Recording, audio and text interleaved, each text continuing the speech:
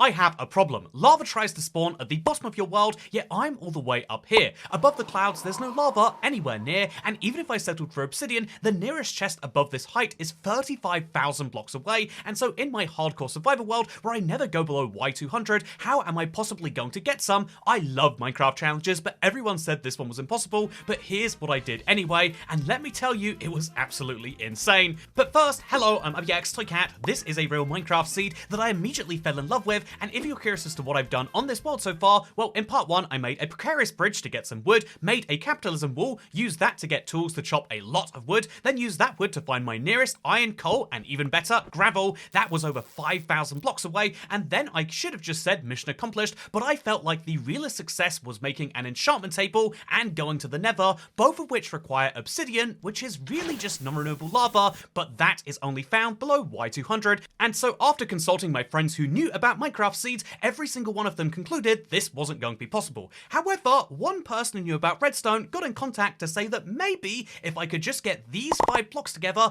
there might be a way to grab this lava anyway. This excited me because even though these blocks seem near impossible to get, near impossible is a lot easier than impossible, and so to help myself getting these 5 separate blocks, I did what any rational person would do and split myself into 5 personas to make sure I could get my hands on all of them, and this video is about my 15-hour quest to get them. Starting with Farmer Toycat. This one is the easiest recipe, being made from just 9 wheat and 4 redstone 5 separate times. So Farmer Toycat simply needs to harvest the wheat, and after a few cycles there's enough for the sheep breeding, not that type, just this type right here, the smoking, and the target block if I can get my hands on some redstone. But Farmer Toycat knows the best farm is actually people though, and just like the real world, the thing they need most is emotional encouragement.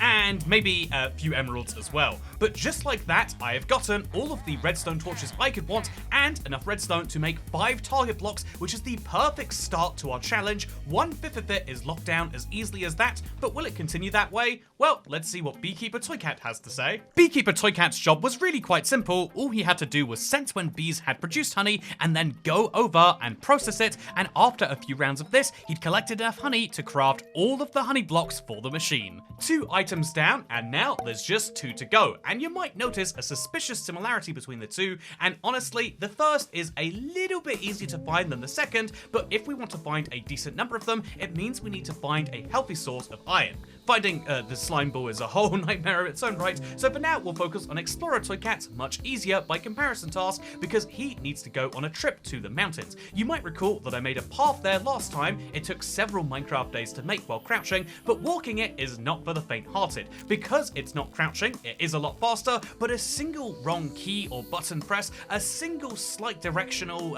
mishap or controller disconnection, and all of a sudden I'm going to be walking off the edge, not just failing the challenge, but losing the hardcore world. Right now, this is my longest hardcore world that I've had since hardcore officially came to Bedrock, and every single time I get close to the edge, I get a little bit nervous. I mean, I say that and then I crafted this later, but let's not skip to that for now, and instead say that going to the mountains was great because it allowed me to get some cobblestone, some iron, and all of the other goodies that I could bring back home with me, filling my base's chest with stone and making me feel a tiny bit like I have a cobblestone generator, which of course, with no lava, I don't. I'm over 140 days into hardcore Minecraft, and I still don't have access to something you get on day 1 for Skyblock, which really shows how ridiculous this can be. But anyway, now I've got all of the ingredients required to craft myself some pistons. This means I now have 3 of the 4 essential ingredients, but Explorer Toycat isn't done yet because he's still going to need to find lava to actually get the machine working, and he's also going to have to work out where he finds a jungle. Given the biome underneath my base, I mean, it's pretty obvious given it's an igloo, this is an astonishingly asinine assignment, so we'll leave him to that and his weird methods of doing it, while we instead focus on the fun side quest which has been happening the entire time, because I said that we'd be splitting into 5 members of the crew, but really there's a 6th guy doing a side quest the entire time, because this is Wandering Trader Toycat, and let's let him explain his goal for you. And so, hello, I'm IBX Trader Cat, and I've spent some time undercover working a different job recently to try and work out exactly which trades we need from the Wandering Trader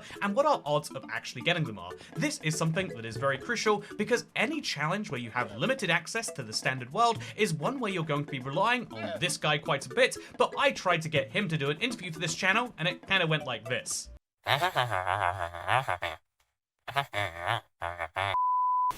Okay, maybe it's actually for the best that he doesn't speak, but anyway, one of the interesting things about the Wandering Trader is that when he spawns in, he gives you 9 separate trades. You might think that all 9 of these trades are random, but something you'll notice if you trade with him enough is that actually there is a method to the madness. There are 3 categories of trades, the first 2 of which are always buy trades. He will buy things from you. After threats of tariffs, he has decided to fix the trade surplus, and so that means he'll always be willing to buy some things from you in very small quantities, but also the other 7 trades where he's selling to you are not all created equally either, and that's because they're actually split into 2 separate categories, and honestly, most of the time in a regular survival world, you want the specials. These are 2 of the 7 trades, and they ultimately represent some of the best value items in the game. If you look at this, there's blue ice, or there's all of the types of wood. These are sold very cheaply, so even if you have access to a cherry wood farm or a acacia wood farm, it's worth buying them because emerald farms are usually a lot easier, but also you might enjoy having a invisibility potion or an enchanted pickaxe or gunpowder if you need TNT and don't want to deal with the farm for that.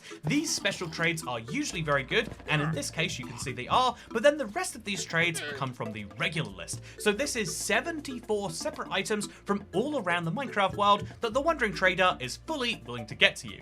The most interesting in my opinion is glowstone, but which of these do we actually need when playing in the sky glue? Because I was hard scoping the entire time while the other Toycats were doing their thing, I was hard scoping the Wandering Trader every single time he spawned in to make sure that I got anything that would be humanly possibly valuable. So right now you can see that an acacia tree would be incredible because my nearest acacia sapling above Y200 might be 20,000 blocks away, and so 5 emeralds would be a steal of a deal. The same is true for red sand. I'm sure there is no red sand found above Y200, and so I was always keeping an eye out for these, but which of these items were most important? There was cactus, which I was lucky enough to end up with. There were all of the saplings, which were nice, but ultimately were just nice bonuses, but there were some items in particular I was really looking for. One of these was sugarcane. I'll be honest, it was a personal affinity, but I feel like having a sugarcane farm that starts at Y200 would be a bit of a flex to me, given my history with it. I was always going to be looking for some of the sea pickles and stuff like that, but there was one item above all else that I was looking for the most, and can you tell which one it is? It's this one right in the center here, dripstone. Dripstone is the item that will allow me to take any theoretical lava that I get and turn it into more lava. If I can get dripstone, I don't have to activate a machine dozens of times every time I want to get lava, but instead I can simply use the dripstone and a single lava in a fun little cauldron format, and I would be able to get all the lava in the world. And so even as you see me slowly fill up with the rest of these items, just know that my big task throughout this video is to get a dripstone. If I can have this, my world can go from having 1 potential lava every now and then to having an infinite amount of lava, and so now you know what Wandering Trader Toycat's up to every time we see one of those guys, and indeed you'll know what's happening during the future of this series. But speaking of the future of this series, there's one other Toycat you haven't seen yet doing his critical part to make the last few parts of the machine, and that is Zookeeper Toycat. To be totally honest, Zookeeper Toycat was quite surprised to be contacted. He was expecting to just manage the igloo-sized farm with some chickens in a cage and a cow, but what's interesting is there are 3 ways of getting slime balls, and here they are in order of how difficult they are. There is the slime mob that most people use, the Wandering Trader, which requires an RNG, and then there is the panda sneeze, which is by far the messiest of the 3. However, as you'll know, slimes are a no-go as they are only found below the ground, below Y40, or in swamps below Y90. Both of those numbers are so far below us, they basically don't exist, and so slimes are just not something we can consider, which is really great actually when you think about it. That meant that I never had to worry about being knocked off, but it also meant that I had to find a knockoff source of their very juicy innards, and so I could go to the Wandering Trader, and I totally did, but the RNG just didn't go my way, and rather than waiting every few days to get a trader who would give me a 5 in 74 chance off a slime ball, I figured I would instead go for the much more predictable RNG off a baby panda. And so Zookeeper Toycat was enlisted to go to the jungle biome that we found earlier, and let's just say I'm not going to tell him what the odds of getting a slime ball from a panda sneeze are, because, you know, again, don't look at this number, it's just 1 in something. If you breed some pandas, you'll be there in no time. And so we went to the jungle with some fishing to keep me occupied while we waited for a panda to spawn, and here's what happened. Here's more problems. I think, oh, we got a panda! We got 2 pandas! He is a snotty guy, so we just leave him for long enough, And we got the slime ball, right? You need to come with me. Can you not lead pandas, chat? How am I just learning now that you can't lead pandas? So let's now just push him. Oh, okay, he fits perfectly into a boat. I need to breed pandas. And I don't technically need to if I can get this guy to sneeze. So let's instead just get to the fishing game. Oh! Did that just happen? Wow, it wasn't even nighttime. Look at this. We're killing it today, chat. Absolutely killing it today. Oh, and there's another panda. Okay, so chat. This is quite a monstrous thing to do. And so I'm going to just apologize in advance. But now, if I kill this panda, he might drop bamboo. And there's no need to keep him alive anymore. Hey, he did drop bamboo. So now I can start breeding pandas. Very cute. But also, crucially, I can lead this panda all the way over. Okay, so is he going to be able to get around this? Maybe not, actually. How do we feel about a new block Oh, There. Just really lock this guy in his little corner there. And bring him in. So, yeah, chat, at some point, the pandas don't even care about food. At some point, they go, yeah, not that interested in it. So now we just put a fence here and there. Okay, so now, one for you, one for you. No. Pandas are the worst. Oh yeah, they have to be surrounded by pandas. Yeah, by bamboo. That is a true, that's a true fact. It's gotta be that there's 8 within a 5-block radius. If there's not, how could there possibly be more? So, okay, I'm gonna break these now. Okay, is this safe to break? It is safe to break. Oh, no. Okay, so that's good. I pushed them together. I'll put it back. Hey! We did it! And he's snotty! Yeah! Chat, he's rolling. No, don't get under that. Okay, he's rolling. Don't roll off the edge. Whatever you do, friend. No!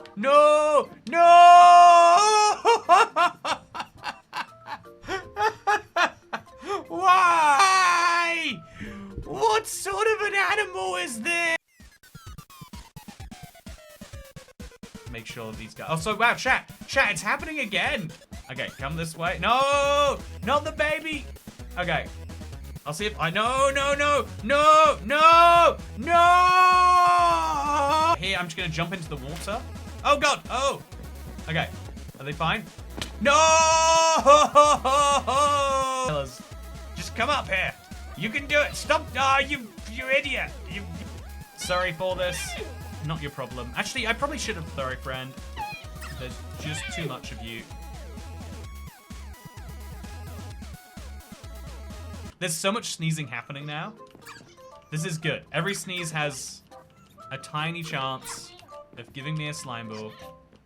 So it's exactly what we want to do. We just want to keep the sneezing rolling all day, every day. Okay. Sneezing time. Oh, yes! Oh, we did it! Slime ball! Slime ball! That means I can make a sticky piston. I can't believe we did it, but that is in fact a slime ball, I am so happy to say. And so after leaving myself AFK until I ended up with a second one and a whole bunch of pandas, I was finally able to say that I had gotten every ingredient in the machine. I was ready to put it all together and try my very best to build it. The assembly of the machine was going to be the ultimate thing that decides whether the last 100 days was a waste of my time and a terrible use of everything, or if this was going to be the source of lava that would allow me to go to the nether and create an enchantment table and fulfill all of my dreams. Now, of course, I'm going to be honest with you, I actually tested this in creative first, but interestingly, the area I tested this in creative changed between my testing and also Taylor Davis's, the subscriber who suggested this to me, and my own, and so this weird bug means that I'm going to have to now do this in my survival world with absolutely no testing and absolutely nothing besides a first shot. Hope this works. And so here's how it went. And we'll break this one. Oh, chat, it's moving. It's moving. It's scary. It's moving though. Okay, chat, is it gonna, if it picks up something else, we're boned. Yeah, chat,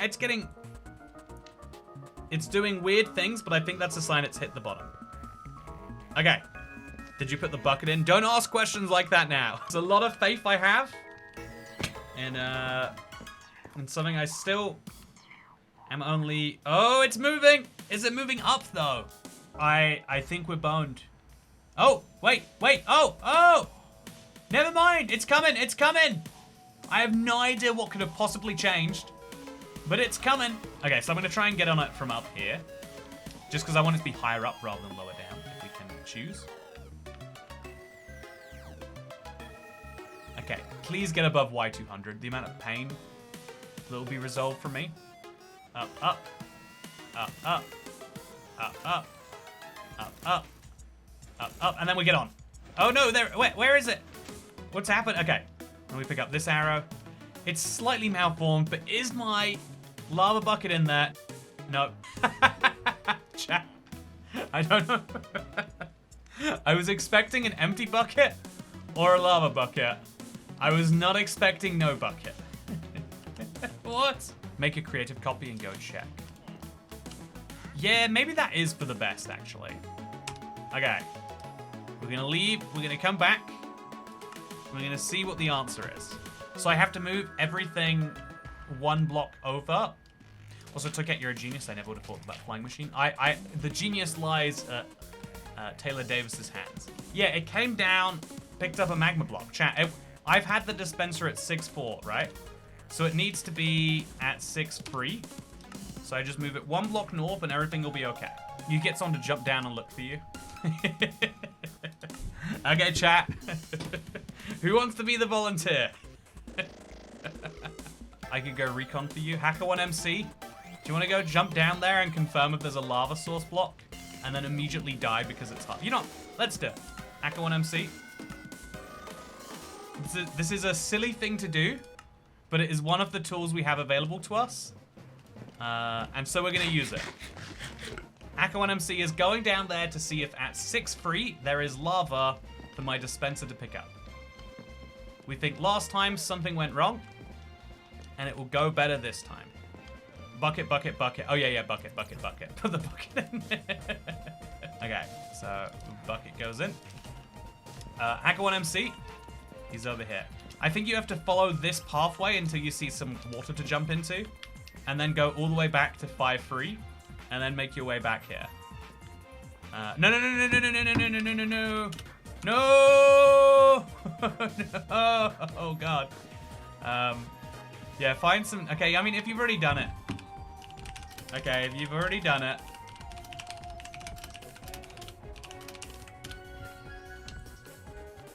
I don't think that was a good idea, though. Okay. Chat, it's fine. It's fine. It was far enough away that it probably won't have any downsides. Here's what Hacker1MC's death looked like. Oh, it's way too big. But you can, I guess it's the right size for what we're trying to show. You can see right there that the lava is flowing because I removed the block. I don't know if that means I can actually get it back again. You know, actually, yeah. What? Let's just show. No, we could get this so horribly wrong. Just send it. See, now Rebecca White's on that train. Looking at the screenshot, I think maybe both arrows made it down, so the machine left without the lava. Ideal scenario to resend. Oh, perfect. Yeah, if both arrows made it down, you're right. Oh, I can be saved from my incompetence by my incompetence. Yes. Yeah, I think you're right. I think that is what happened. Okay, chat. So it's 2, then it's 3. It's 2, and then it's 3.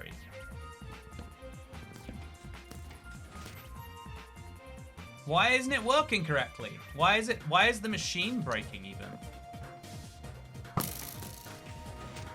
Okay, it's going down, chat.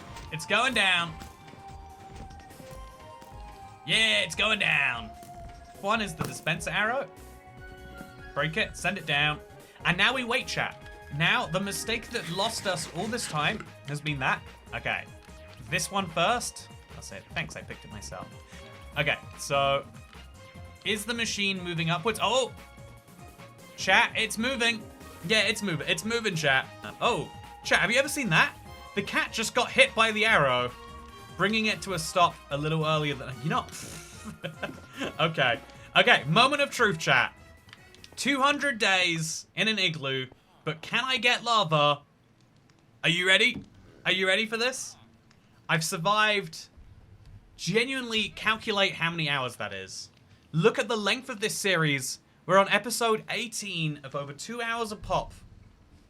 But all of that work, or at least the last half of it, will be for nothing if we don't have a lava bucket in here. I am going to give you some suspense on this.